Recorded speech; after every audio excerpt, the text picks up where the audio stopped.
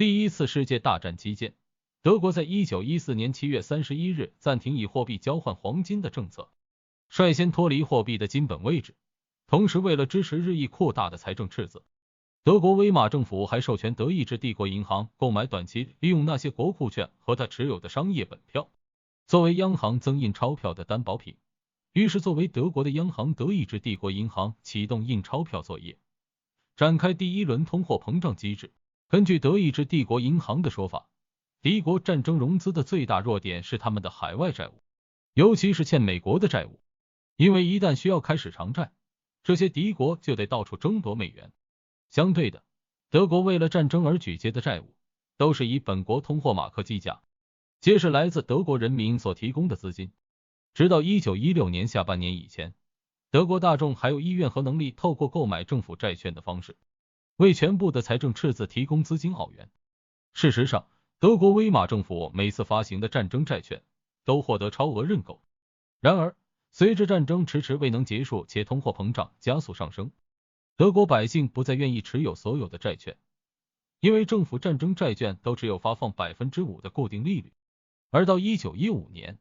通货膨胀率已上升到 30% 以上。德国通货膨胀的上升导因于战争冲突所引起的物资短缺、产能限制及弱势马克。在1916年时，马克对美元已贬值 25%， 而印制大量货币更加促使通货贬值，导致该项货币计价的东西全数涨价。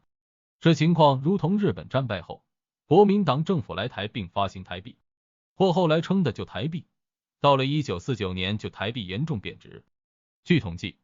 从1945年初到1949年初，台湾物价指数上升20万倍。如此严重的通货膨胀当然是一个经济灾难，也是对人民财富的掠夺。无论哪个政府，在如此高的恶性通货膨胀，唯一的措施都只能是发行新的货币。1元新台币换4万旧台币及4万换1元的政策正是这种形势下的产物。印钞虽然能阻止银行体系爆发流动性危机，也能阻止经济陷入衰退，但到1918年，德国通货马克的债务存量已累积到100亿马克，大约是德国 GDP 的 130%。虽然德国马克已渐渐失去作为财富保值品的功能，但至少还是一项有效的交易媒介，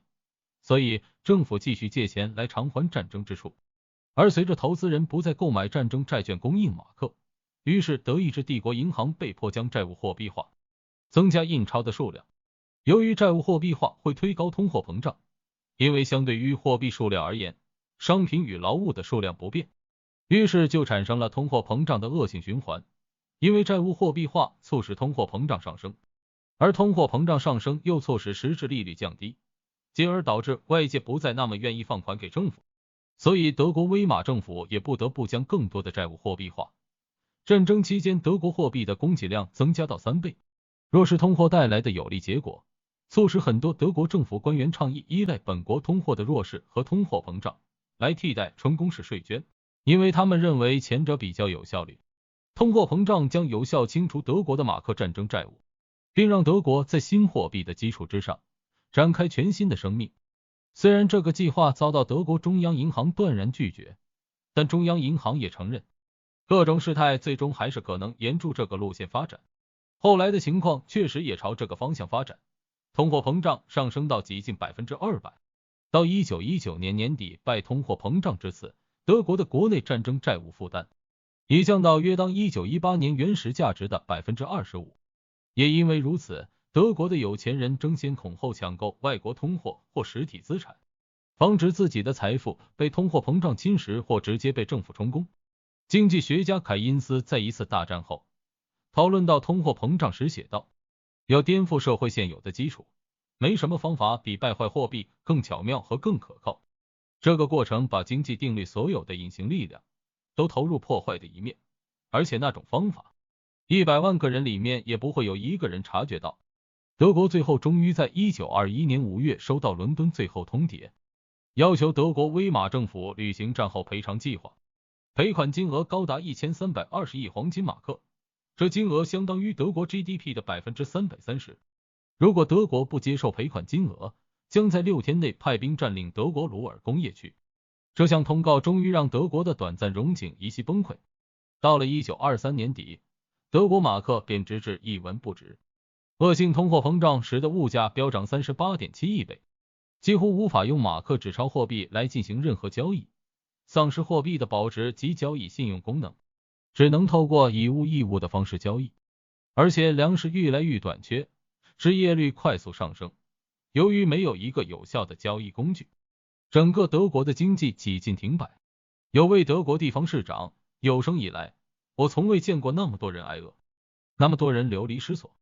所有人都体认到，这场危机将迅速恶化为大规模暴动或革命。于是，协约战胜国在1923年11月暂停德国威玛政府的赔款支付，并就债务重整和德国重启谈判，让德国政府获得必要的喘息空间。德国威玛政府为了建立外界对新通货的信心，首先要停止债务货币化的做法，因为只要政府有法子逼迫中央银行即印钞票的方式来支应政府的负债，新发行的货币就永远无法排除贬值的风险。这是央行理应拥有不受政治体系干扰之独立运作权的原因之一。德国威玛政府以2项重大宣誓来表达政府将停止债务货币化的保证，一个初始的私下宣誓，以及一个相当公开的宣誓。首先，1923年8月18日，德意志帝国银行通知威玛政府，从1924年开始，德意志帝国银行将不会继续就额外的政府债券提供贴现服务。第二个保证有关的消息是在1923年1月15传出，央行官员在当天公开声明，新成立的地租银行将对政府授信总额设一个上限，总额为12亿地租马克。此外，他的新政策将禁止德意志帝国银行在11月15日以后将任何政府债务货币化。紧接着，德国威玛政府采行5项决定性的措施来遏制恶性通货膨胀。一、与协约战胜国重新协商赔款金额，将偿债负担降到约当时德国 GDP 的 1%。二、导入新货币地租马克，又称地产抵押马克。这种货币受黄金计价资产与土地担保，而且其汇率盯住美元。三、德国威玛政府对地租马克的印制数量及可货币化的债务金额设下严格的限制。四、德国威玛政府采取行动来提高政府收入并降低政府支出。五、德国央行向协约国举借外汇贷款，并鼓励在恶性通货膨胀期间逃出本国通货的德国国民将其储蓄汇回国内，以达到累积外币资产准备的目的。当时德国威玛政府依照时间进程来划分，货币替换流程可分为3个阶段。第一阶段是从1923年8月开始，最后一个阶段在1924年10月结束。第一阶段1923年8月，德国政府开始发行非常小面额的美元指数债券，希望在出更好的解决方案以前，利用这项债券来作为临时的通货。这些黄金贷款国库券可直接流通，也可用来作为其他紧急状态通货的担保品。事实上，由于当时一般民众迫切渴望找到一项能保值的工具，因此很多人把黄金贷款国库券用在囤积用途，而不是用来花费。所以这种国库券经常一发行就彻底在流通市场上消失。转换新通货的第二阶段是1923年10月15日，德国政府宣布成立一家新的国家银行——地租银行 Rentenbank， 同时宣布将发行一项具稳定价值的新通货地租马克。这项通货预定自11月15日开始流通。地租马克的发行计划和以往的类似计划不同，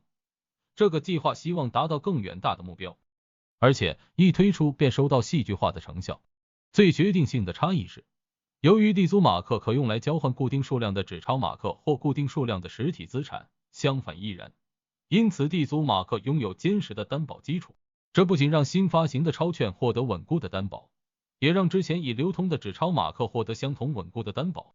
具体来说，地租马克以1:1照的比例盯住纸钞马克，并以4.2:1的比例盯住美元，这是非常具象征性的汇率。它等于将地租马克的黄金价值设定在与战前和平时期的马克相等的水准。接下来几个月，上述盯住比例都得以维持，通货膨胀率也降到可忍受的水准。地租马克直接以 5% 的德国农工业房地产贷款债券做担保，地租就是指这些房地产抵押贷款债券所支付的年金。除了这项直接担保，地租马克还有一个更重要的后盾，那是德意志帝国银行的黄金准备所提供的隐含性担保。德国威玛政府开始实施通货转换的第3阶段， 1924年10月11日，政府导入另一项新的强势通货帝国马克，又称国家马克，民众可用1元地租马克购买1元帝国马克。不过，新发行的帝国马克可直接用来向德意志帝国银行交换金条，这个特质和地租马克截然不同。地租马克只正是受房贷债券担保。具体来说，1元帝国马克可兑换的黄金数量和战前的1马克一样多，所有剩余的纸钞则全数于1925年6月5日停止流通并收回。而就通货地租马克则分阶段在接下来10年间退场。1923年11月底，英国和法国成立道斯委员会，来检讨是否要减轻德国的赔款责任。更关键的是，这个委员会同意德国可在他做出最终的结论前暂停支付赔款。